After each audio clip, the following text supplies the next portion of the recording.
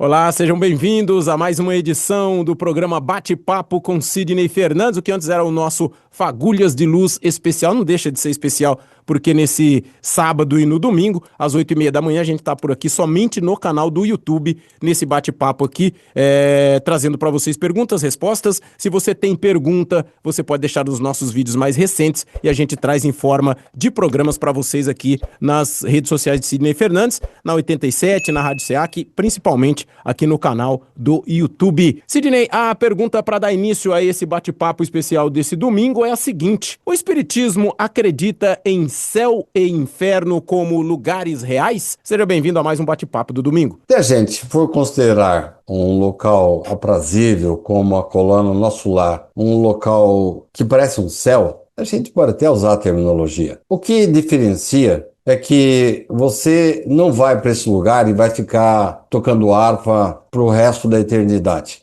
E também não vai para um inferno e vai ficar dentro de um caldeirão fervendo com um suposto Satanás, colocando ele, não sei onde ele arranja tanto combustível, né? Para ficar fervendo a minha alma pela eternidade. Isso contraria totalmente a lei do trabalho, a lei da evolução e a generosidade de Deus que nos permite várias oportunidades de vida. Então, se você puder falar metaforicamente que existe céu e inferno, porque tem espíritos que estão no verdadeiro inferno pelas besteiras que fizeram aqui. Mas só que não é inferno eterno. A hora que ele estiver disposto a se renovar, ele vai sair dessa situação difícil. Assim também, mesmo que você tenha muitos méritos, você não vai ficar lá fazendo nada. Isso seria para mim seria um inferno. Né? Então eu quero sim trabalhar lá. E meu pai trabalha até hoje, já dizia Jesus. E eu também. Ô Sidney, e na nossa pergunta aqui, falando se o Espiritismo acredita em céu e inferno como lugares reais, eu posso estar no céu ou no inferno aqui, né? Posso estar do lado de uma pessoa que está no céu e eu no mesmo lugar, no mesmo ambiente, no mesmo lugar real que a pessoa está no inferno. Acredito que é mais ou menos por essa linha que a gente acredita, né? Sem dúvida, o céu ou o inferno está dentro de nós. E aí vai depender de nós administrarmos essa situação para manter a serenidade, o bem, a tranquilidade e o equilíbrio, ou descambar para o desequilíbrio. Tudo bem que talvez não exista lá um lugar cheio de fogo para queimar por toda a eternidade, mas dependendo do comportamento de certos seres humanos hoje em dia, dá pra gente entender que eles não estão nem aí com isso e só vão acordar pra vida a hora que chegar na espiritualidade e reconhecer a verdadeira realidade, se vão estar num lugar tranquilo ou se vão estar num lugar mais complicado, Sidney? Ah, sem dúvida. Infelizmente,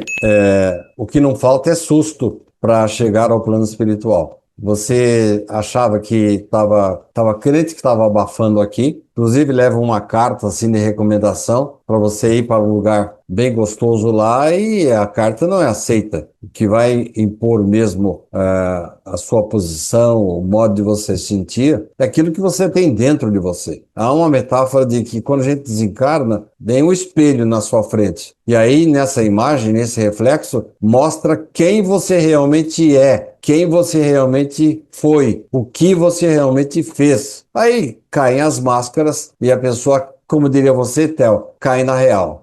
A ideia que me veio quando você falou assim, que mostra quem realmente é essa mesmo, de caírem as máscaras. E na medida do momento em que a pessoa desencarna, já fizemos essa pergunta aqui, você já respondeu que não é o jeito que morre, mas como foi vivida. Ela continua da mesma maneira do outro lado. Se a pessoa estava numa situação complicada, que ela não era muito legal, ela era do mal e tudo mais, ela continua assim lá, e se ela era legal, era boa, fazia as coisas legais, também dá essa continuidade até depois ter um outro acerto, né, Sidney? Sem dúvida. E Gandhi, que não era cristão, ele foi um pouco radical. Não dá para concordar plenamente com ele, mas ele falou uma coisa muito interessante. Somente a dor, o sofrimento muda o homem. Eu acho que não. Acho que há pessoas que, com o passar do tempo, elas se compenetram dos erros que cometeu.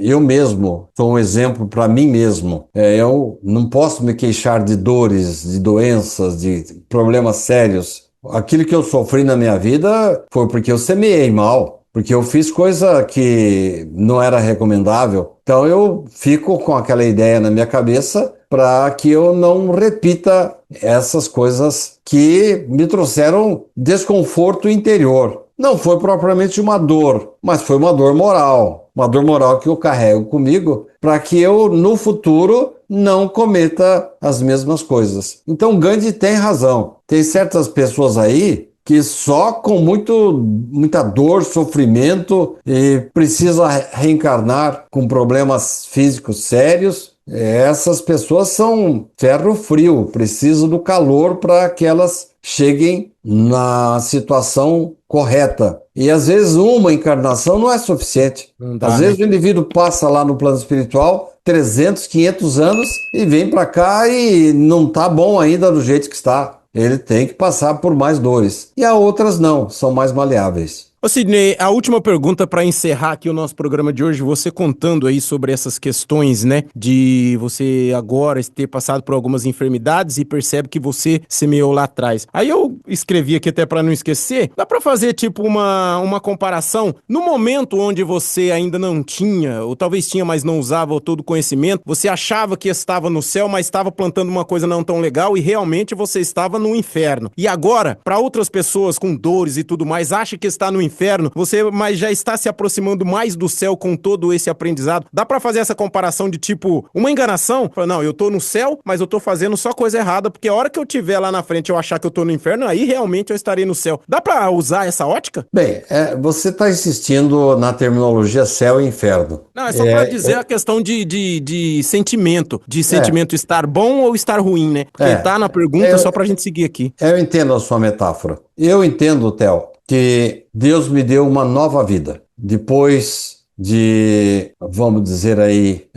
quase que, só arredondando, quase que 60 anos misturando o bem com o mal na minha vida, de repente aconteceu uma coisa muito importante que foi uma faixa divisória. Eu não estou dizendo que eu sou santo, não. Mas de 20 anos para cá, 22 anos para cá, eu me reconheço mais vigilante, mais alerta, com mais possibilidade de vigiar, orar mesmo, para não cometer os erros dos meus primeiros, vamos dizer aí, 60 anos de vida. Antes tarde do que nunca. E aí, então, eu espero chegar ao plano espiritual numa situação melhor do que eu entrei aqui quando eu reencarnei. Então, eu estou lutando ainda contra os meus defeitos, mas Deus me deu praticamente uma nova vida, uma nova chance nesta encarnação. E não precisei reencarnar para despertar. Estou bem consciente. E agora, você sabe, né, Theo? A consciência traz a responsabilidade. Quem sabe nada, quem é ignorante, tem ainda uma desculpa. Mas quem tem consciência do que está fazendo e deixando de fazer, cresce a responsabilidade. Eu falei que a quero era só pra encerrar, mas pra encerrar mesmo agora de verdade. Nessa sua mudança aí, você percebeu também uma mudança como pessoa no trato com os outros, ou essa questão já era legal antes dessa divisão de águas que você citou aí? Eu acho que eu sempre procurei ser uma pessoa afável, sincera com outras pessoas. Mas eu entendo que a partir daí eu me tornei assim mais cuidadoso, né? Porque a gente sem querer fere outras pessoas. É. Então não é porque não teve intenção que você não está machucando. Verdade. Então no futebol você sabe como que é isso. Às Sem vezes o querer cara também é não... falta. Como? Sem querer também é falta no Também é futebol. falta e às vezes provoca até uma expulsão. O cara escorrega e bate para valer na perna do adversário. Eu não tive intenção. Paciência, meu filho. Você machucou o rapaz aí para valer. Você foi, no mínimo, imprudente. E é expulso de campo. Então, Uhum. a gente não pode ficar só no campo das boas intenções, não. Tem que sair, como diria Richard Simonetti, do planejamento para o fazejamento. É isso aí, chegamos ao final de mais uma edição do nosso bate-papo com Sidney Fernandes, esse especial de domingo. No próximo domingo, às 8h30 da manhã, estaremos de volta. Acompanhe também o nosso programa durante a semana na 87 FM de Bauru, na Rádio SEAC e nas redes sociais de Sidney Fernandes. A gente se fala no próximo domingo para mais um bate-papo com Sidney Fernandes. Até lá!